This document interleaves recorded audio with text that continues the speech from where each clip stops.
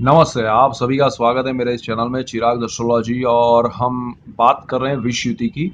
और आखिरी 12वां स्थान बाकी बचा है। 12वां स्थान मोक्ष का भी है और 12वां स्थान जो है व्यय का भी है और विदेश का भी है। और शनि चंद्र विश्व युति करते हैं, दोनों वहां बैठे हैं तो विश्व युति होती है। और शनि वहां का कारक है। शनि बहुत स्ट्रॉन्ग नेगेटिव इफेक्ट देता है जब वहाँ मेष में बैठा है नीच का होकर, या चंद्र वहाँ बैठा है वृश्चिक में। देखिए, ये नेगेटिव इफेक्ट ज़्यादा है, इसीलिए मैं पहले उसकी बात कर रहा हूँ। ये विषुवति 12वें भाव में हो रही है, व्यय का स्थान है एंड मोक्ष का भी है एंड आपका विदेश का भी स्थान है। अगर जिनका शनि चंद्र वहाँ बैठा है तो उनको वो बहुत स्ट्रगल करवाएगा, मेहनत करवाएगा वो अचीव करने के लिए, लेकिन रिजल्ट्स नहीं मिलेंगे जिनको अब्रॉड बाहर जाना है, विदेश में जाना है। और खासकर मेष का शनि चंद्र हो तब की बात कर रहा हूँ। शनि वहाँ का कारक है, आपके पैसे बर्बाद होंगे। सो वो ख्याल निकाल दीजिएगा। आप जाएंगे तो भी दूसरे ग्रहों के हिसाब से विदेश में आप पहुंच जाएंगे, लेकिन वो युति आपको वहाँ शांति से रहने नहीं देगी और आपको किसी भी सिचुएशन में वापस आना पड़ सकता है या वहाँ टेंशन आपके लिए क्रिएट हो सकता है। और विष युति वृश्चिक में हो रही है तो मेंटल टॉर्चर भी बहुत रहेगा।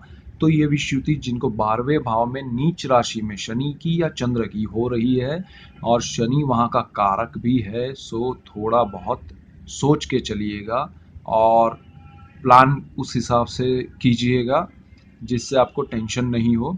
अब अगर वहाँ उच्च का है, शनि की उच्च राशि तुला है या इसकी चंद्र की उच्च राशि वृषभ है, खासकर वृषभ है, तो बहुत सुकून मिलेगा, बहुत शांति मिलेगी। चंद्र आपको बहुत पॉजिटिव रिजल्ट देगा एंड शनि आपको थोड़ा 50% पॉजिटिव रिजल्ट देगा अगर वो उच्च का है तो। बिकॉज उच्च का होने की वजह से अच्छा देगा, बट कारक होने की वजह से थोड़ा नेगेटिव रिजल्ट देगा, मतलब 50-50 पे आ जाएंगे। सो वहाँ पर भी आपको सोचना है कि जो आप इजीली सोच के भाग रहे हैं वैसा नहीं होगा, बट थोड़ा आपको रिजल्ट्स में कमी नज़र आएगी, थोड़ा स्ट्रगल से रिजल्ट्स मिलेंगे। दूसरा, शनि चंद्र नॉर्मल किसी राशि में है एंड वो राशि का मालिक जो है, चाहे गुरु हो, शुक्र हो, बुध हो, वो उच्च का है, वो उस स्थान को देख रहा है। उस स्थान में उसकी पांचवी, तीसरी, चौथी, मतलब या तो मंगल है, गुरु है, तो उनकी दृष्टि है तो बहुत अच्छा होगा। एंड बिल्कुल सातवीं दृष्टि से भी अगर वो सामने छठे भाव से देख रहे हैं तो भी अच्छी बात है।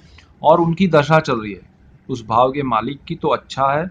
लेकिन अगर शनि चंद्र की दशा आंतर प्रत्यांतर में हो रही है, महादशा में हो रही है और वो नीच के हैं, तो ये विषुवति आपके लिए बहुत नेगेटिव रिजल्ट्स दे सकती है।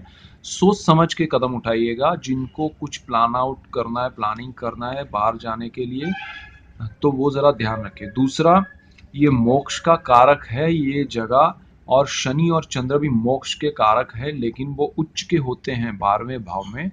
तो डेफिनेटली वो बंदा अपनी सोच को उस तरफ, हमेशा बचपन से वो धार्मिक भावना का रहता है और उस तरफ जाने की कोशिश भी करता है। और बहुत अच्छे टाइमिंग, दशाएं, डिग्रीज वगैरह अच्छा रहा तो वो उस मकाम तक पहुंचता भी है।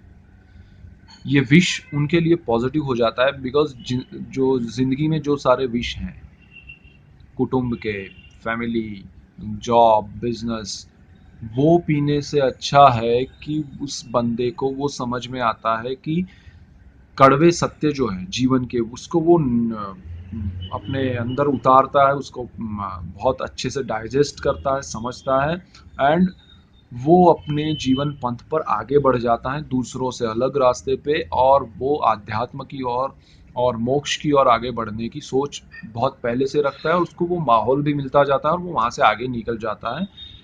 उल्टा होता है जब नीच के शनि चंद्र या नीच चंद्र की या उसकी नीच राशि होती है शनि की, वहां पर मेष या वृश्चिक में दोनों होते हैं, तो आपकी सोच वैसी रहती है लेकिन पहुंच नहीं पाते हैं एंड बीच रास्ते में आप अटक जाते हैं और भटक जाते हैं। और वहां पर अगर शुक्र राहु है या शुक्र राहु की दृष्टि है उन दोनों पे,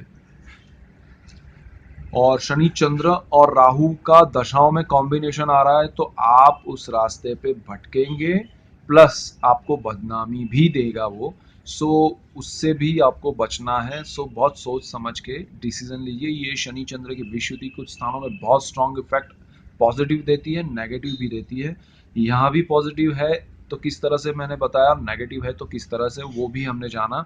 सो आप देखिए, फील्ड वही है आपका कि आपको मोक्ष में जाना है, लेकिन कोई पहुंचता है कोई नहीं पहुंचता है बिकॉज ऑफ प्लस माइनस, यानी कि उच्च और नीच के ग्रहों के हिसाब से, दशाओं के हिसाब से, राहु शुक्र की दृष्टि के हिसाब से। क्योंकि कुछ चीज़ें जैसे केमिकल्स होते हैं उसमें एक चीज़ दूसरे से मिलती है तो तीसरा एक ब्लास्ट हो जाता है या सॉफ्ट हो जाता है।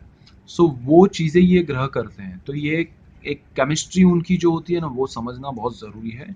सो कीप वॉचिंग चिराग एस्ट्रोलॉजी। हम अभी नेक्स्ट टॉपिक पे बात करेंगे कुछ और दोषों पे, जैसे काल सर्प योग हो गया, जैसे श्रापित दोष हो गया, जैसे पितृदोष हो गया। हम उस पर भी जाएंगे, बहुत जल्द जाएंगे, और दूसरी दशाओं पे भी जाएंगे। So keep watching Chirag astrology, और तब तक के लिए all the best, goodbye, thank you.